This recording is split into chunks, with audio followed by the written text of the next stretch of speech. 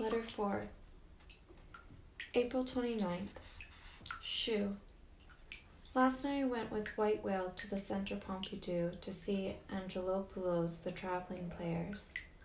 We sat there for 4 hours and didn't emerge until it was already midnight. I was in such a good mood and kept laughing and laughing, hopping around and humming the Greek accordion tune from the film. So happy and so content.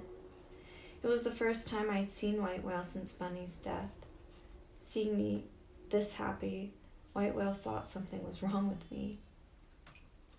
During the 4 long hours of the movie, there were a number of tedious, awkward scenes that made it feel like political propaganda. But there were also some serenely tender and astonishingly beautiful scenes as well. I was wholly attentive for the first 3 hours before I started to yawn, but then for some unknown reason, laughter burst from deep within my body, just suddenly burst out. Life is so beautiful, particularly when I think about my future life. It's so beautiful. J'arrive pas. This expression has repeatedly flown from my mouth lately. It's so beautiful. In Chinese, it literally means I can't do it, but that sounds too flat. Or it can be translated as I can't get there. I'm not up to standard.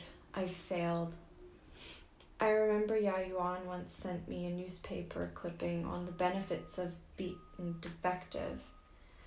Lin Xingchuan said something that left a deep impression on me when he quoted Master Hong Yi.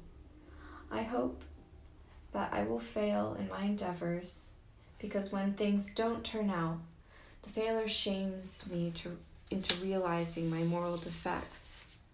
How terrible if life leaves me complacent. And I have some serious defects indeed. My life has never been healthy and complete.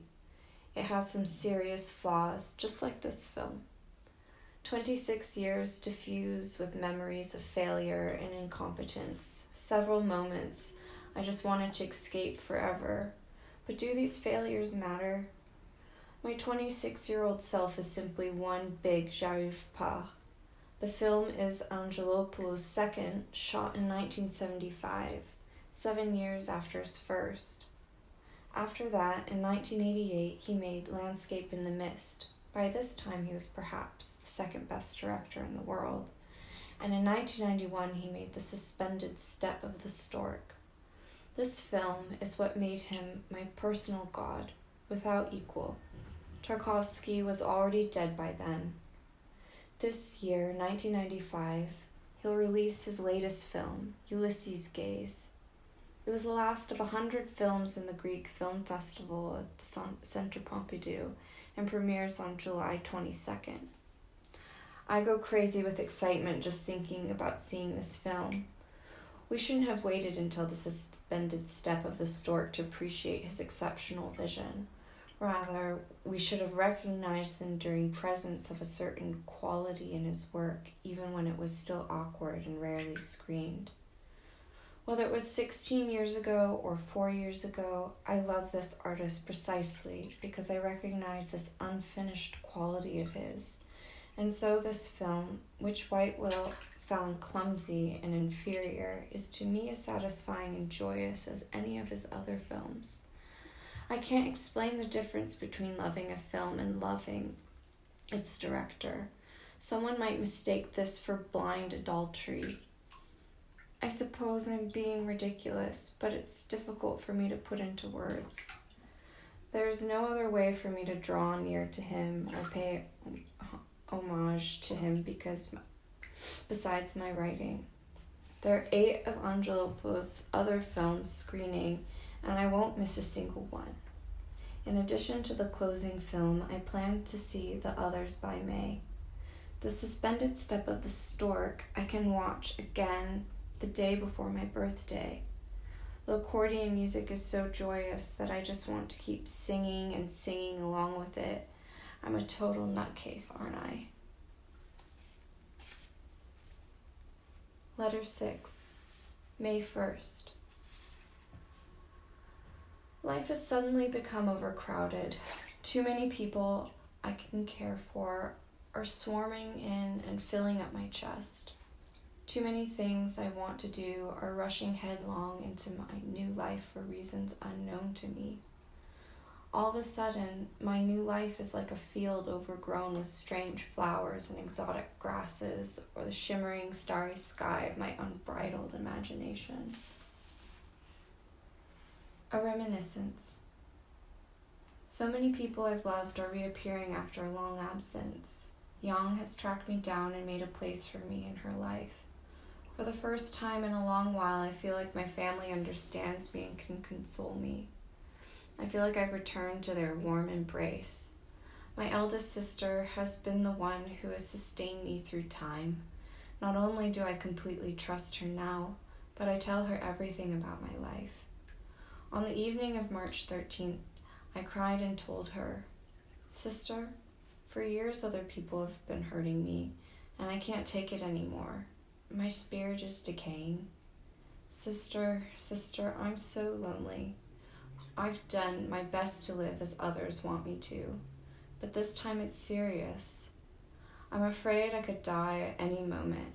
That's why I called you. If something bad happens, please take care of Ma and Ba for me."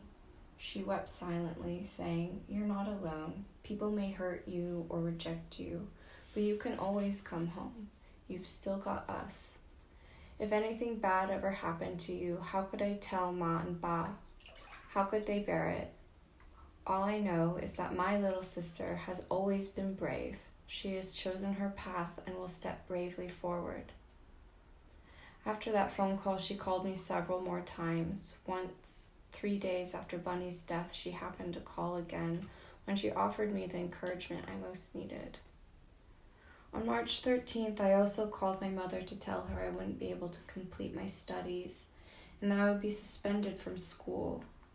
To my surprise, she said gently, "It's okay. If you can't finish school, just come home." On March 15th, Ba called and said that he only wanted me to be safe and happy, and that he would come and take care of anything that needed to be taken care of, and that I was always welcome home. I also got back in touch with my younger friend from college, Xiaomei, as I knew she needed my support just then. When I called her from Tokyo, I only told her that I was there to see Yang, and that Yang was taking good care of me. She said that she was relieved, and that she wanted to send me a Chinese language keyboard. I feel so ashamed. I've been in Paris for 3 years, and it's as if I haven't spoken to her nor listened to her. I've never offered her a window for her own self-exploration, and so it became harder and harder for her to be honest with herself, until the part of her life to the humanities stagnated in favor of the sciences. I figure that besides her dependence on Li Ying, the deepest reaches of her soul have never been fathomed and are blank even to her. Back in 1992, she hoped I would leave all my books with her, but I didn't. Doing so would have deprived me of the shared cultural memory that she and I had accumulated together during our 4 years of college. She was my main conspirator during those years, and this decision must have really hurt her. Later, I even ceased to nourish her spirit. I thought she'd be apathetic, but she actually wanted me to have a happier life. She accepted me, and not once did she ever reveal to me her profound sense of loss. I don't know what's been wrong with me all these years, hoarding all the nourishment I should have been giving to others for one person. A memorandum. My life in Paris also started to blossom.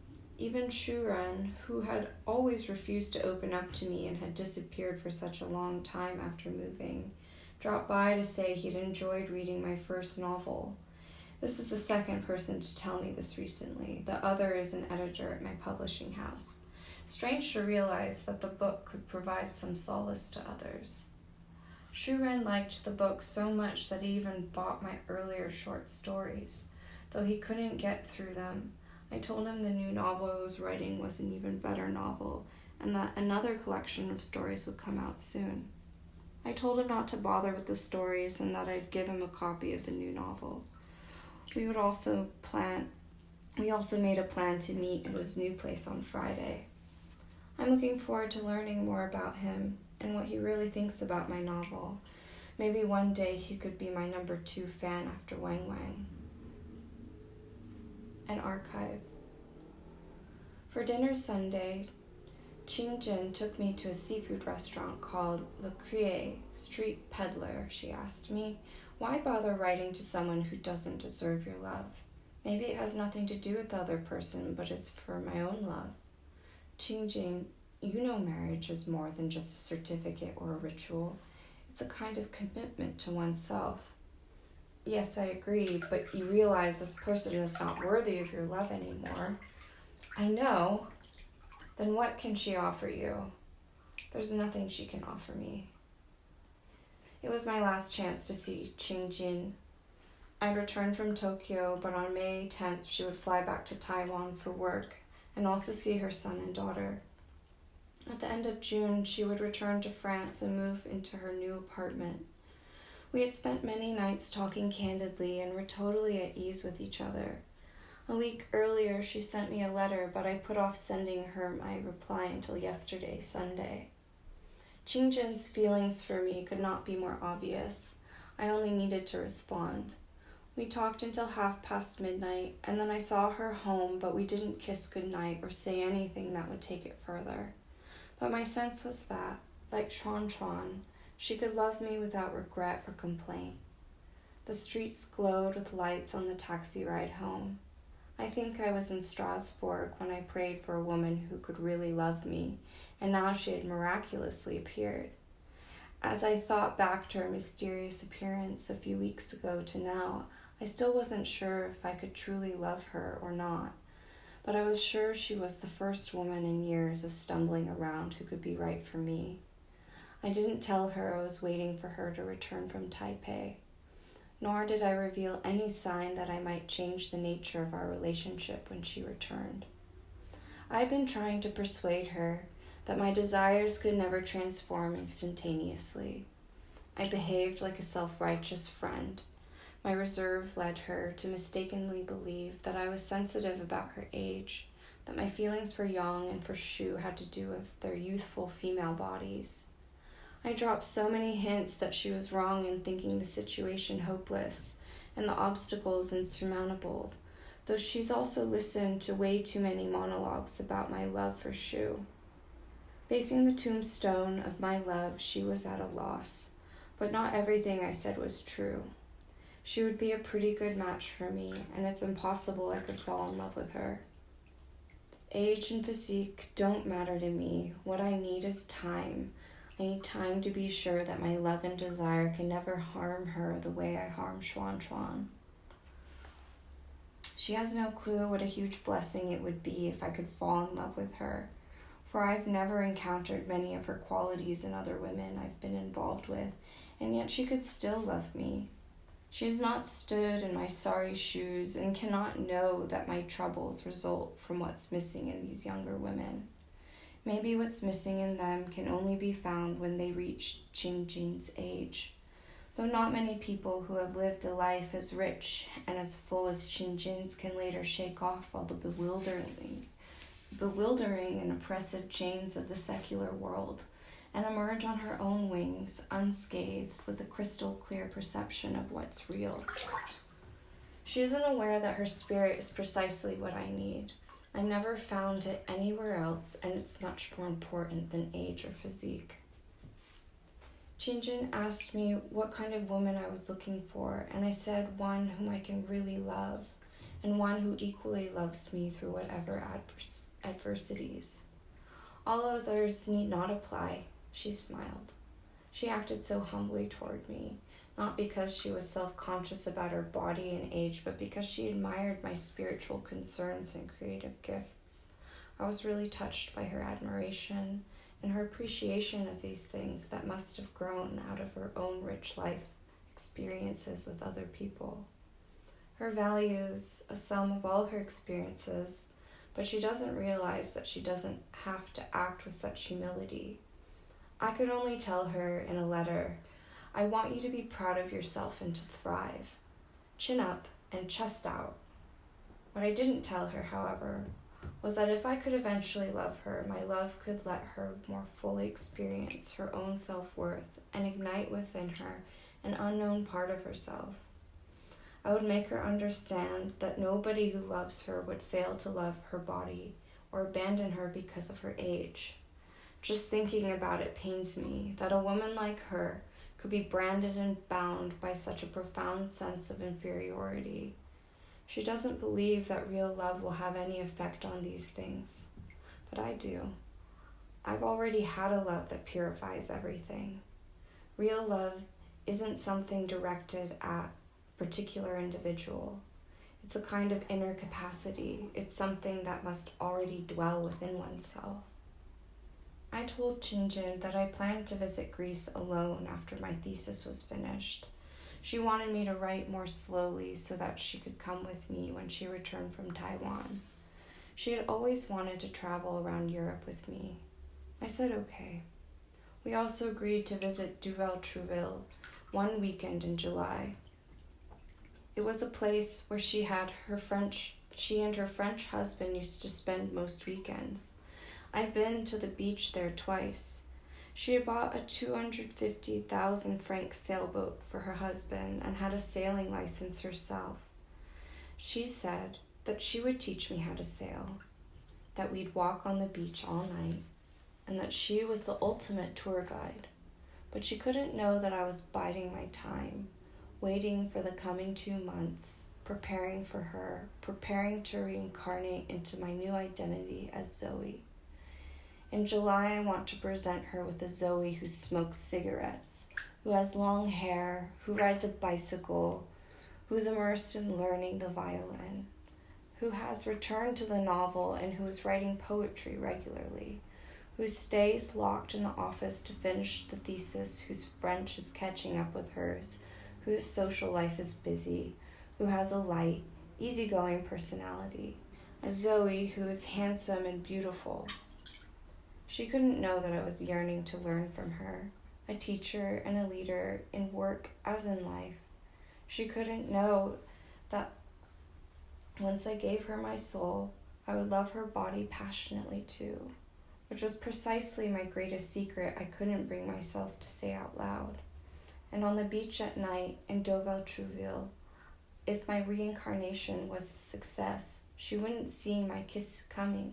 She wouldn't know any of this.